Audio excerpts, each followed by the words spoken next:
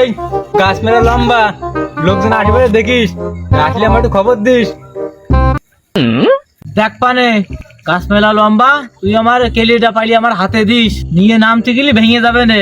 এটা তো রোয়ার বাইরে বইরে গেছে, এ নামতে গেলে তো ভেঙে ছিঁড়ে যায়।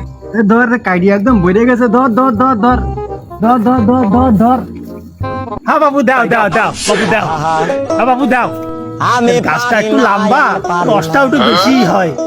মানে এমনি লোক ভালো না, ও কি যে কি কবে নে, হাতিয়ে দেবেন কি না দেবেন।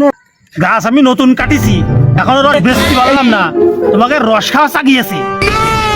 এই আমি বসলাম নাম্বার না, হ্যাঁ এই গাছি দাদে ঠাপিয়ে আগে তোমার ঠ্যাং ঠাপিয়ে দিবানি, তুমি নামো। সামনে আমার চাকরির মাঠ, ওই গাছের ধার কোপ খাওয়ার কায়দা নেই। কেন বাবা, তোমার তো রস খাওয়ার খুব রুচি, তা রস খাবা, গাছিদার কোপ খাবা না, তা তো হবে না। গরিব তো আমি বললাম যে লোকজন আসি একটু দেখিস, শুনে যাই।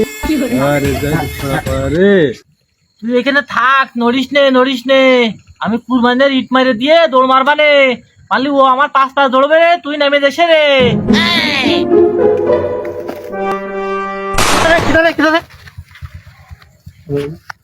ওরে শমশেরের ছেলে, ওরে শমশেরের ছেলে, তোর বাপের নাকের পুটার মুস্তি মুস্তি আমার হাতের ফিঙ্গার প্রিন্ট মার খেয়ে গেছে, তুই আমার ইট মারে দৌড় মারছিস। ওরে দাঁড়ো, তুই দাঁড়াবে।